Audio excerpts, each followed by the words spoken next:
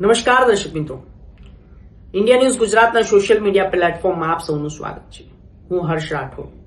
દર્શક મિત્રો, આજે આપણે વાત કરવાના છીએ એક એવા કિસ્સા વિશે જે સમાજને શર્મસાર કરી નાખે તેવો કિસ્સો છે. દર્શક મિત્રો, સૌથી વધારે જો વાત કરવામાં આવે તો સમાજની છે.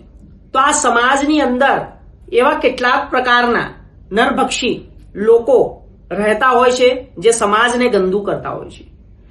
વાત કરીએ આપણે એક 19 વર્ષીય દીકરીની. 19 વર્ષીય દીકરી એક લિફ્ટની અંદર હતી અને લિફ્ટની અંદર તેની સાથે શારીરિક અડપલા કરવામાં આવે.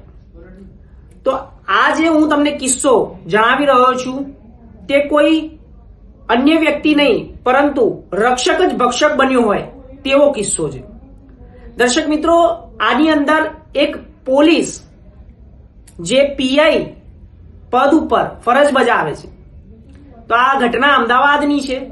19 વર્ષીય યુવતી ઉપર એક પીઆઈ બરકત અલી ઇન્સ્પેક્ટરે તેની સાથે બંધ લિફ્ટની અંદર શારીરિક અડપલા કર્યા અને ત્યારબાદ તે છોકરી એટલી ગભરાઈ ગઈ કે તેને લિફ્ટની બહાર નીકળીને 181 ઉપર અભિયમ ઉપર તેને આ વાતની આખી જાણ કરી અને જે પીઆઈ બરકત અલી અમદાવાદ આક્ષેપ કર્યો યુવતીએ કે આ પીઆઈએ મારી સાથે શારીરિક અડપલા કર્યા છે. દર્શક મિત્રો, આ બહુ ગંભીર બાબત છે. સમાજની અંદર આવા નરભક્ષી લોકો રહેતા હોય છે, પરંતુ ક્યાંક ને ક્યાંક બચવાની જરૂર છે.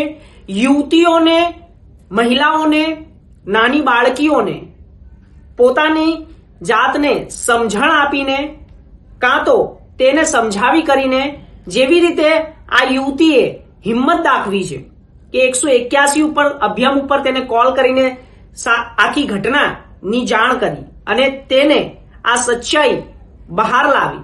પરંતુ જો કદાચ આ યુવતી એટલી ડરી ગઈ હોત અને તેને આ જ વાતની જાણ તેના પરિવાર કે 181 અભિયમ ઉપર ન કરી હોત તો કદાચ આ વાત અંદર જ રહી જાય. નમસ્કાર.